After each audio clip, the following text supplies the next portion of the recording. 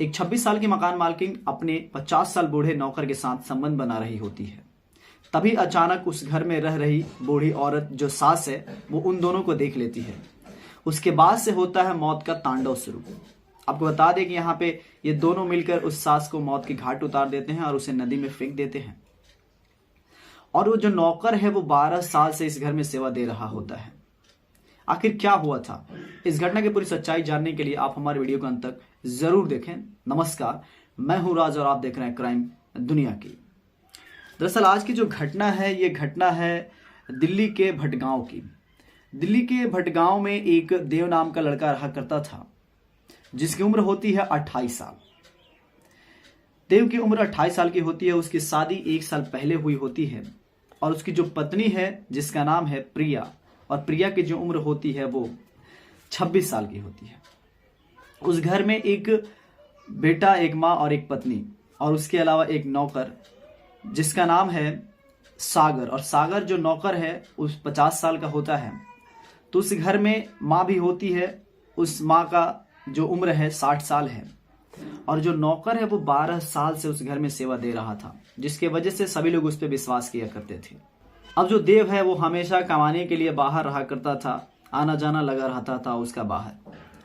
अब वो घर को चलाने के लिए, पैसा कमाने के लिए बाहर चला जाता है। शादी हुई होती है, 1 साल के बाद वो घर से बाहर चला जाता है छोड़कर अपने पत्नी को, और पैसा कमाने लगता है। यहाँ पे जो उसकी पत्नी होती है प्रिया, वो काफी परेशान हो जाती है, बेचैन हो जाती है, क्योंकि उसका पति जो देव है वो बाहर चला जाता है कमाने, और काफी लंबा दूरी हो जाता है, काफी डिस्टेंस हो जाता है। ये कभी वक्त नहीं बिताते अपने साथ। अब इन सब को देखते हुए जो प्रिया है वो परेशान हो जाती है और कहती है कि मुझे किसी मर्द की जरूरत है। अब ये देखते हुए वो अपने घर के आसपास देखती है, कोई दिखाई नहीं देता, बस उसे एक वही अपना नौकर दिखाई देता है जिसका नाम होता है सागर। सागर की उम्र जो होती है 50 साल की होती है। अब वो धीरे धीरे उस नौकर पे डोरा डालना शुरू कर देती है और गंदे गंदे इशारे करती है। नौकर जो है 12 साल से अपना सभी चीज बनाया हुआ था, विश्वास वो खोना नहीं चाहता था। मकान मालकिन से वो दूर रहता है और काफी हट के रहता है, उससे लगाव नहीं करता और अपने आप को रोकता है और कहता है उससे कि मैं ऐसा कुछ नहीं कर सकता है। एक दिन क्या होता है कि उस घर में जो सास होती है, 60 साल की उम्र होती है, वो घर से कहीं बाहर गई होती है, किसी काम से दूसरे घर गई होती है। तभी अचानक जो उसकी बहू है यानी प्रिया है, वो अपने कमरे में चली जाती है। वहां जाने के बाद आवाज लगाती है नौकर को, बोलती है सागर आओ इधर। सागर क्या है, अब वो नौकर है, हर काम को करना उसके लिए फर्ज बनता है। उस घर का नौकर होने के नाते काफी विश्वसनीय वो नौकर होता है।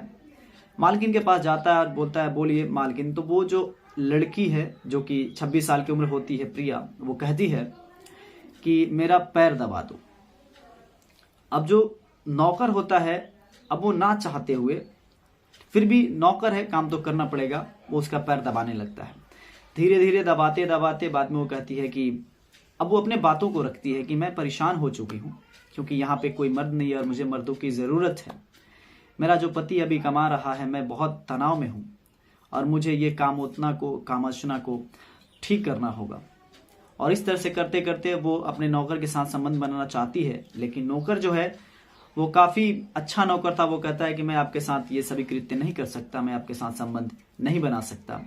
बाद में ये जो प्रिया है ये कहती है कि अगर तुम मेरे साथ संबंध नहीं बनाओगे तो मैं चिल्ला चिल्ला कर लोगों को बुला दूंगी कि ये मुझे छेड़ रहा था और तुम्हारा इतना साल का जो विश्वास बना पड़ा है, 12 साल का, ये सब भंग हो जाएगा, बर्बाद हो जाएगा। अब नौकर ना चाहते हुए भी उसे ये संबंध बनाना पड़ता है, और एक बार संबंध वो बनाता है उसके बाद से तो फिर सिलसिला शुरू हो जाती है। ये लगातार जब भी सास ना होती है, जब भी देव की माँ घर पे नहीं होती है, तब ये लगातार संबंध बनाते हैं और ये सिलसिला जारी हो जाता है। कंटिन्यू ऐसे ही संबंध बनाते रहते हैं। और एक दिन का वाक्य है कि सास कहीं गई होती है और फिर ये बना रहे होते हैं संबंध। तभी जब सास लौट जाती है, अचानक टाइम से पहले आ जाती है और आने के बाद बहू को चिल्लाती है कि बहू तुम कहाँ हो। लेकिन बहू सुने तब ना, वो आवाज ही नहीं सुन पाती क्योंकि वो दूसरे दुनिया में मग्न रहती है। उसके बाद से जो सास है उसका कदम तेजी से अपने बहू के कमरे की तरफ बढ़ता है, उधर पहुंचती है। जब सास तो दरवाजा खटखटाने से पहले वो सुनती है कि उसमें से अजीब सी आवाजें आ रही है। फिर वो जाकर दरवाजे से नहीं, खिड़की से जाकर देखती है तो देखती है कि वो दोनों संबंध बना रहे हैं, नग्न अवस्था में है। सास का पारा गर्म हो जाता है, वो बहुत गुस्सा होती है। उसके बाद से वो आकर बैठ जाती है घर में, कुछ नहीं बोलती। बाद में उसकी जो बहू होती है सासू माँ के पास आती है और बोलती है कि क्या बात है, बोलिए माँ। अब जो उसकी सासू माँ होती है काफी गुस्सा होती है, भला बुरा बोलती है उसे कि तुमने समझ क्या रखा है कि मेरा जो बेटा है वो कमाने जाता है, आखिर तुम्हारे लिए ही पैसा कमाता है, इस घर परिवार को चलाता है। थोड़ी सी दूरियां क्या हो गई, तुम किसी के साथ संबंध बनाने लगी। वो नौकर पे भी गुस्सा होती है, लेकिन नौकर बोलता है कि मेरी गलती इसमें नहीं है, मैं ना चाहते हुए ऐसा करना पड़ रहा है, क्योंकि मालकिन ने ही ऐसा करने को कहा है, मुझ पर दबाव दिया है कि अगर मैं ऐसा ना करूं तो वो मुझे भला बुरा बोलेंगे, चिल्ला के लोगों को बुला देंगे कि मेरे साथ छेड़खानी कर रहा है, और इसलिए ना चाहते हुए मुझे ये संबंध बनाना पड़ा। माँ सभी बातों को सुनती है। उसके बाद से वो कहती है कि मैं आज ही सब बात बताऊंगी अपने बेटे से। अब ये दोनों मिलकर सोचते हैं कि आखिर क्या किया जाए। जो नौकर है वो पीछे हटता है कि अब भी मौका है, समझ जाए हम लोग, सब कुछ ठीक हो। बाद में जो प्रिया है एक षड्यंत्र रचती है और कहती है कि अगर हम लोग इस बात को यहाँ खत्म नहीं करते हैं तो ये गांव पूरे कस्बे, मोहल्ले और शहर में फैल जाएगी। बाद में जो पतोहू है अपने सास को घर में बुलाती है। घर में बुलाने के बाद वहीं पे नौकर खड़ा रहता है। नौकर उस बूढ़े औरत को पकड़ लेता है पीछे से, और जो उसकी पतोह होती है प्रिया, वो गले दबाकर अपने सास को मौत की घाट उतार देती है।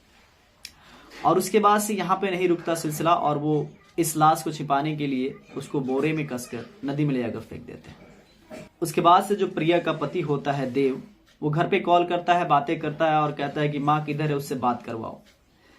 अब ये बोलती है कि माँ अभी नहीं है, घर पे नहीं है, कहीं गई हुई है। ये सभी बात बताती नहीं है। उधर जो देव है वो बार बार कॉल करता है बातें करने के लिए। ऐसे एक दिन 2 दिन हो जाता है। देव को कुछ अजीब सा लगता है। वो कहता है कि मुझे तो देखना ही पड़ेगा कि आखिर माँ हमेशा मुझसे बात नहीं करती है, क्यों, क्या बात है। और इसके वजह से वो अपने जहाँ काम कर रहा होता है वहां से घर वापस आता है। घर वापस आने के बाद जब अपने पत्नी से पूछता है कि माँ कहाँ है, तो वो कहती है कि माँ का डेथ हो चुका है, मैंने आपको नहीं बताया। वो काफी परेशान हो जाता है कि आखिर कैसे माँ मेरी मर सकती है, आखिर उसे क्या हुआ था, बिन बताए मुझे ऐसे तो कुछ हो नहीं सकता। बाद में वो पुलिस को बुलाता है। पुलिस को बुलाने के बाद लाश भी नहीं मिल रही होती है माँ की, तो इसलिए वो पुलिस को बुलाया जाता है। पुलिस को बुलाने के बाद पूछताछ जारी हो जाता है। पुलिस भी कहाँ ऐसे छोड़ने वाली है, वो शक करती है सबसे पहले जो घर पे था उन्हीं लोगों पे। बाद में वो नौकर से भी पूछताछ करती है और जो उसकी प्रिया पत्नी होती है उससे भी। तो प्रिया झट से सभी बातों को आसानी से पुलिस के सामने रखना शुरू कर देती है, सभी सच्चाई बता देती है कि बात ऐसा है कि मुझे जरूरत थी किसी मर्द की, और मैं अपने जो नौकर है उसके साथ संबंध बनाना शुरू कर दी थी, और सास ने मुझे देख लिया था और इसलिए मैं अपने सास को इस रास्ते से हटा दी। जब ये पूरा बात जब पुलिस को पता चलती है, उसके बाद से पुलिस उस नौकर को और वो जो प्रिया लड़की होती है पत्नी देव की, उसे गिरफ्तार कर लेती है और जेल में ले आकर डाल देती है। अब उन पे कार्रवाई की जा रही है। अब वो जेल में ही उनकी जिंदगी सड़ेगी। तो दोस्तों यहाँ पे आप क्या कहना चाहोगे? इस कहानी से कुछ तो सीख मिलती है कि अगर आपकी शादी हो जाती है तो आप कहीं भी ना जाएं जल्दी, 1 से 2 साल 3 साल घर छोड़ के ना जाएं। इससे क्या होता है, जो काम उगता होता है या संबंध बनाने की जो चेष्टा होती है, इच्छा होती है, ये ज्यादातर औरतों में होती है, तो आप भी ना जाएं। तो गलती यहाँ पे देव की भी है। और मैं कहना चाहूंगा कि अगर एक पति अपने घर को छोड़कर जाता है, एक लड़का अपने घर को छोड़ के जाता है, सभी पे विश्वास करता है, वो पैसा कमाता है, घर पे भेजता है, घर का पूरा लोड उठाता है, सभी कुछ देखता है और वो विश्वास करके ही जाता है, तो ऐसी पत्नियों को मैं कहना चाहूंगा कि जो इस तरह का ख्याल रखती हैं, तो ये बिल्कुल गलत है कि अगर आप ही के लिए सब कुछ किया जा रहा है, वो विदेश गया या शहर बाहर कहीं भी गया कमाने के लिए, तो सारा पैसा आप ही का होगा और आपके सुख के लिए ही वो पैसा कमाता है, नहीं तो वो घर पे ही रहता। तो यहाँ पे उस पत्नी का भी गलती है, उसको ऐसा कदम नहीं उठाना चाहिए था, थोड़ा वेट करना चाहिए था, फिर वो आते तो सारी चीजें करनी चाहिए थी उनके साथ। और इस तरह से मैं कहना चाहूंगा कि ये बिल्कुल गलत है। अगर आप थोड़ा सा अपने आप पे धैर्य रखते, काम वासना को कम करते, तो आप अच्छा से जिंदगी को बिता सकते थे। तो दोस्तों आपका क्या राय है? आप भी जो कहना चाहेंगे कमेंट बॉक्स में जरूर बताएं। और दोस्तों, इस घटना को सुनाने के उद्देश्य आपको परेशान करना नहीं है, ना ही आपके भावनाओं को ठेस पहुंचाना है। बस आपको बताना है कि आप जहां भी रहें सुरक्षित रहें, सावधान रहें, अपना ख्याल रखें, अपने घर वालों का ख्याल रखें और इस प्रकार के कृत्य से अवेयर रहें। मिलते हैं नेक्स्ट वीडियो में, तब तक के लिए जय हिंद, जय भारत।